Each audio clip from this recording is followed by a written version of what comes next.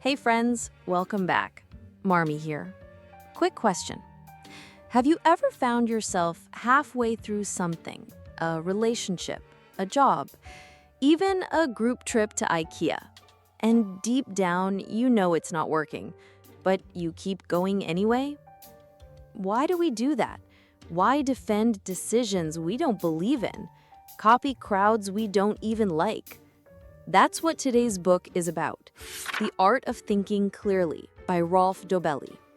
A Swiss author and entrepreneur, Dobelli gently but firmly invites us to look at how our brains quietly trick us into making irrational decisions every day. Don't worry, I'll walk you through the good stuff. There's a mind map on screen to show how the ideas connect. No psych degree needed, just curiosity and maybe a cup of coffee. Here's what we're doing today. We're exploring one big idea, that our brains are still wired for a very different world than the one we live in now, a much older world. Think fire pits and predators, not credit cards and dating apps. Everything we'll cover, black swans, herd instincts, sunk costs, comparison traps, flows from that central tension. Stone Age brain, modern world problems. Let's start with a bang, the black swan. Dobelli opens with the idea of rare, unpredictable events that completely change the game, like a global pandemic, a 22% market crash in a single day, or J.K. Rowling becoming a billionaire from a book about a boy wizard. Before 1697, Europeans believed all swans were white, until Willem de Vlaming saw black swans in Australia and shattered that belief. The point? Just because something's never happened before doesn't mean it can't. The problem is our brains hate unpredictability. They evolved to spot patterns and avoid danger, not to forecast earthquakes or viral videos. We plan for what we know, but we live in a world full of unknown unknowns. And when those hit, they hit hard. Just sit with that. What would it mean to expect surprise? Now, when surprise happens, or even when it doesn't, there's a deep part of our brain that immediately looks sideways. What's everyone else doing? This is social proof, herd mentality. Monkey see, monkey do, but make it psychological. Thousands of years ago, this saved lives. You're walking with your tribe on the savannah and everyone suddenly runs, you run too, no questions. That delay could get you eaten. Fast forward to now, we're still copying, subtly, instinctively. Dobelli shares Solomon Ash's classic experiment. Actors in a room purposely give the wrong answer, and a third of real participants go along with it, not because they believe it, but to avoid standing out. It's why a crowd at a rally can roar yes to something dangerous, even when individuals might feel no. The herd feels safer than the truth. These aren't just fun facts, they're pressure points in how we live. Which brings us to sunk cost fallacy. The tendency to keep going with something just because we've already put effort into it. Dobelli tells a story where his wife insists they sit through a boring movie because they'd already spent $30. Relatable. But that money? Gone. Staying doesn't get it back. This is where the ancient brain shows up again. We hate waste. We hate being wrong. And deep down, we think persistence equals value. But today, that instinct can cost us more than movie tickets. It can cost us years in the wrong job, tens of thousands in bad investments, or a future we didn't go after, because we clung to a past we already knew was over. Even wars.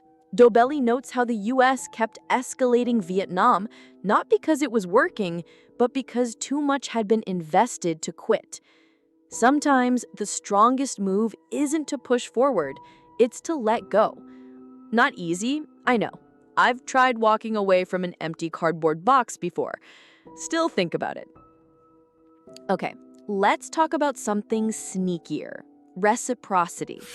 If someone gives you a little gift, like a flower at the airport or a free sample, you immediately feel a subtle pressure to give something back.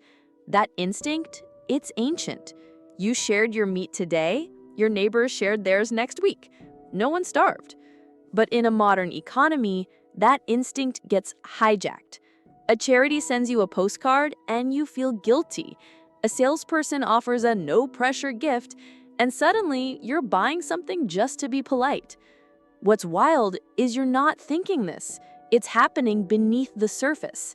That's your brain doing ancient math in a modern mall. All right, let's layer on another emotion, envy. Dobelli isn't judgmental about it. He says envy used to be useful. It drove people to hunt better, build stronger, earn status. But now it looks like hating your own perfectly fine shoes because someone else got newer ones. It looks like finally affording your dream apartment, only to realize your neighbors have a private elevator and an espresso bar. And it's not always petty. It hurts. It eats your joy. There's this old story Dobelli shares. A farmer asks a genie to make his neighbor's cow die, just so they'll be equal. That's envy in action. Not building your own life, just making sure no one else has more. All right, time for a mid-episode stretch. So far, we've looked at black swans, rare, chaotic events we can't predict, social proof, following the crowd even when it's wrong, sunk costs, clinging to what we've already paid for, reciprocity, the guilt loop of favors, envy, the silent tax on your happiness. All of it comes back to one thing. Your brain is trying to survive in a world that no longer exists. Let's keep going. Next up is chauffeur knowledge, and it's a juicy one. This is when someone sounds smart but doesn't actually understand what they're saying, like memorizing answers for a test but not understanding them. Dobelli tells the story of Max Planck, the Nobel-winning physicist. His driver, after hearing the same lecture dozens of times, could recite it perfectly. One day, they switched places, and the driver pulled it off, until someone asked a question. You see this with news anchors, influencers, sometimes even professors. Confidence without depth. The takeaway? Don't be dazzled by the suit. Look for the substance. Last one, liking bias. We're more likely to trust, buy from, or believe people we simply like. It could be someone attractive or just someone who shares your hobby. It's the car salesman who remembers your name and favorite tea. It's Joe Gerard, the most successful car salesman in history, who mailed his customers monthly cards that simply said, "I like you." Dobelli shares a story of a friend who closed a $10 million deal because he and the client both loved sailing. No pitch, just real connection. Sometimes we think we're making decisions based on logic, but really, we're just vibing. Okay, that was a lot. Let's land this with a recap and a little reframing. Every trap we've talked about, surprise blindness, herd behavior, overcommitment, emotional debt, envy, flattery, it's not because we're dumb. It's because we're smart animals running outdated software. Your brain is ancient tech trying to solve modern problems, and somehow you're still making it work. But once you see the glitch, you can stop letting it run the show. So how do we do that? First, play devil's advocate with yourself. When you're about to make a big decision, especially under pressure, pause. Ask, am I reacting from instinct or responding with intention? Second, simplify your criteria. Instead of chasing perfection or comparing endlessly, get clear on what really matters to you. Define your enough, choose it, own it. That's the heart of Dobelli's message. When we understand how our minds work, we stop being tricked by them, and that is the art of thinking clearly. As always, if you want to revisit this, the mind map and summary from today's episode are totally free to download in my Buy Me a Coffee shop. Links in the description. If you want to support the channel, you can toss a coffee in the jar while you're there. And if you're curious to read the full book, you'll find my Amazon affiliate link below too. Take care of your thoughts.